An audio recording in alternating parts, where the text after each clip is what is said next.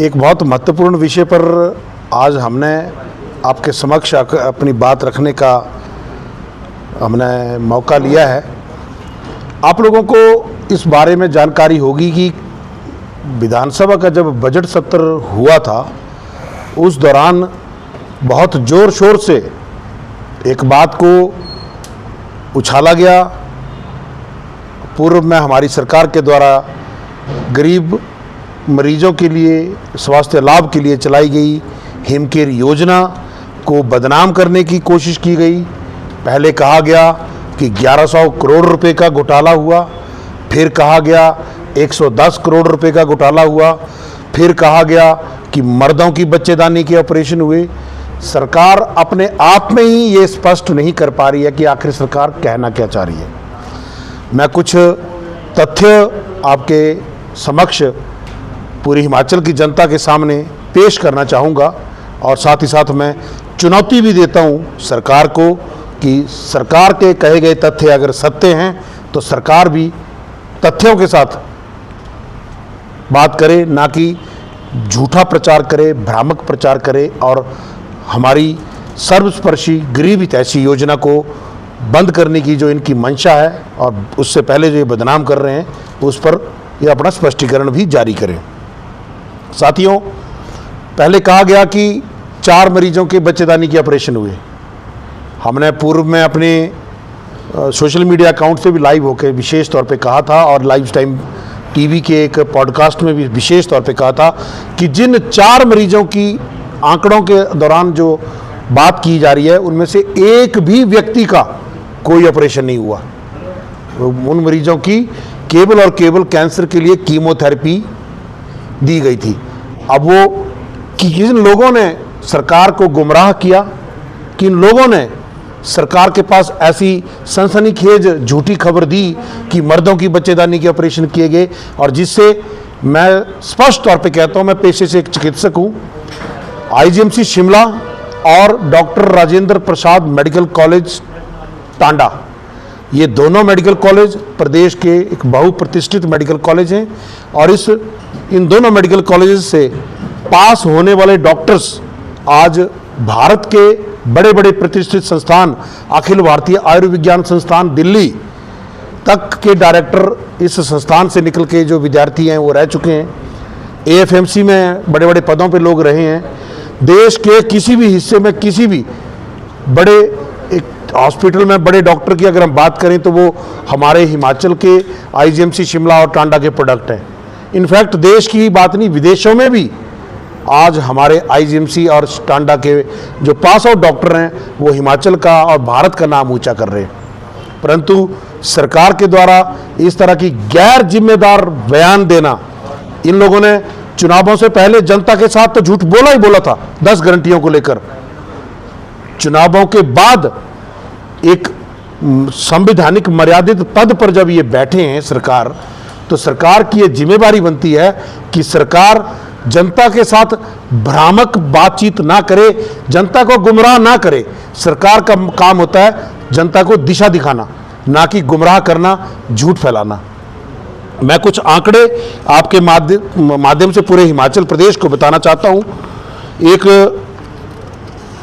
जो मर्दों की बच्चेदानी के ऑपरेशन को लेकर जो मजाक उड़ाया गया पूरे चिकित्सा विज्ञान का, पूरे चिकित्सा जगत का, उस बारे में चिकित्सीय जो भी बातें हमने कहनी थी कि मर्द में बच्चेदानी हो सकती है नहीं हो सकती है, वो एक अलग विशेष विषय पर मैं कई बार स्पष्टीकरण और बातचीत कर चुका हूँ। अब मैं जो आपको बात बताना चाह रहा हूँ, हमने एक सूचना का अधिकार अधिनियम के माध्यम से हमने इंदिरा गांधी मेडिकल कॉलेज शिमला और doctor Rajendra Prasad medical college Tanda से ये जानकारी जुटाई कि आपके वहाँ कितने ऑपरेशन बच्चेदानी के हुए। तो वर्ष 2019 में 814 ऑपरेशन जो है वो आईजीएमसी शिमला के अंतर्गत काम करने वाला कमला नेहरू हॉस्पिटल, जिसमें 814 ऑपरेशन जो है वो बच्चेदानी के हुए। 2020 में 429 ऑपरेशन हुए, 2021 में 600 ऑपरेशन हुए, 2022 में 779 ऑपरेशन जो है वो बच्चेदानी के ऑपरेशन किए गए। जब इन बच्चेदानी के ऑपरेशन का हम वर्गीकरण देखते हैं तो जो भी ऑपरेशन किए गए हैं, हमने विशेष तौर पे पूछा था कि ऐसे कितने पुरुष मरीज हैं जिनके ऊपर ये वाला ऑपरेशन किया गया है। तो जो प्रदेश के 2 सबसे बड़े संस्थान से जो जानकारी आई है, वो जानकारी स्पष्ट तौर पे कहती है कि किसी भी पुरुष का बच्चेदानी का ऑपरेशन नहीं किया गया। तो ये अब जांच की सुई, आपके पत्रकार मित्रों, आपके ही माध्यम से मैं एक बात साझा करना चाहूँगा। आपके ही एक प्रतिष्ठित अखबार में पिछले वर्ष एक न्यूज़ लगी थी कि हिमकेयर और आयुष्मान में फर्जीवाड़ा। उसमें हॉस्पिटल्स के नाम थे, प्राइवेट हॉस्पिटल के नाम थे, और वो प्राइवेट हॉस्पिटल किसके नाम पे हैं पूरा प्रदेश जानता है। ये सरकार दोहरी रणनीति अपनाई है, ये इस योजना को बदनाम करने का काम कर रही है और साथ साथ अपने ही कुछ कांग्रेसी नेताओं का गला दबाने का प्रयास कर रही है। भ्रष्टाचार पे दोहरी रणनीति कभी नहीं चल सकती।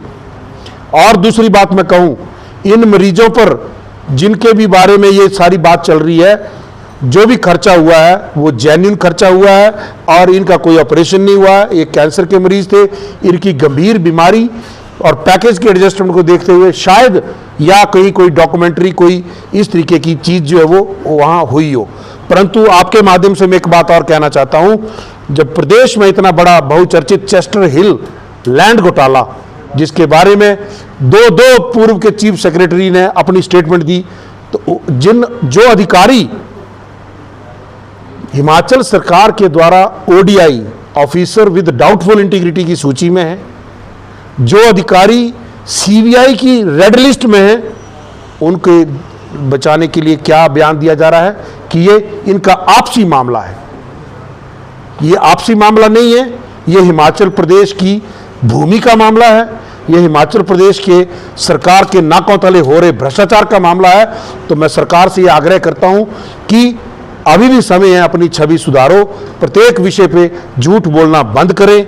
और इस बार बार झूठ सुन सुन के हिमाचल के लोग जो हैं वो बहुत त्रस्त हो चुके हैं। और मुझे तो एक ऐतिहासिक बात भी याद आती है, ये हिटलर साहब के साथ इनके एक प्रोपोगेंडलिस्ट थे, उनका यही काम था, वो इसी थ्योरी पे काम करते थे कि एक झूठ को बार बार बोला जाए, बार बार बोला जाए। 2 झूठ हमने हमेशा इनको बोलते देखा है। एक तो भाजपा 5 गुटों में बटी है। भाई भाजपा किसी गुट में नहीं बटी है, भाजपा संगठित है, जो आपको आज दिख रहा है। प्रदेश के नगर निगम के चुनाव देख लें, स्थानीय निकाय के चुनाव देख लें, भारतीय जनता पार्टी के लोग कमल की पंखड़ी की तरह संगठित हैं। गुटों में कौन बटे हैं, एक दूसरे को निपटाने का काम कहाँ हो रहा है, ये पूरा हिमाचल जान रहा है। इससे ज़्यादा मैं इस विषय पर, इस झूठ की सरकार के बारे में मैं ये जो भी जानकारी है मैं आप सब लोगों के मोबाइल पे भी मैं शेयर कर दूंगा। और मैं चाहता हूँ कि आप इस विषय पर सरकार से स्पष्टीकरण मांगे कि आखिर सच कौन बोल रहा है, सच्चाई क्या है। आज हिमाचल जानना चाहता है, क्योंकि बार बार इस गरीब स्पर्शी, सर्वस्पर्शी, अति महत्वाकांक्षी उन गरीब लोगों को, सरकारी अस्पताल में केवल गरीब लोग इलाज करवाने जाते हैं, उन गरीब लोगों को इलाज से आज वंचित रहना पड़ रहा है, उनको जबरदस्ती उनसे पैसे खर्चवाए जा रहे हैं। और इस बारे में मैं आप सब लोगों के माध्यम से सरकार से पूछना चाहता हूं और आप लोगों से भी आग्रह करता हूं कि आप भी सरकार से पूछें आखिर सच क्या है और ये झूठ का राग आखिर कब तक सरकार अलापती रहेगी। हम यहाँ जितने लोग बैठे हैं सब अपने हाथों को देखें, सबके हाथ में 6 उंगलियां हैं क्या? एक आध कोई व्यक्ति हो सकता है हम में से जिसके हाथ या पैर में 6 उंगलियां हों। हजारों लाखों लोगों में ऐसे व्यक्ति होते हैं जिनकी 1 किडनी होती है। सबको मालूम है कि दिल जो है हमारा बाईं तरफ होता है, परंतु ऐसे केसेस भी हैं जहां दिल हमारा दाईं तरफ है, साइटस इन्वर्सस बोलते हैं। तो मर्दों में बच्चेदानी होने की संभावना होती है और प्रत्येक मर्द में नहीं होती है। अभी तक इस धरती पर 300 से के करीब केस जो हैं वो रिपोर्ट हो चुके हैं। एक केस तो मैंने खुद सन 2006 में ऑपरेट करने का हमें मौका मिला। एक अभी कुछ वर्ष पहले जब ये सारा विषय उठा, एक हमारे मित्र हैं रामपुर से, अपना हॉस्पिटल चलाते हैं, उन्होंने भी मुझे वो ऑपरेशन के फ़ोटो भी भेजे। वो चाहे तो मैं आपके समक्ष भी साझा कर सकता हूँ कि उनकी भाई मैंने भी ऐसा ऑपरेशन किया था।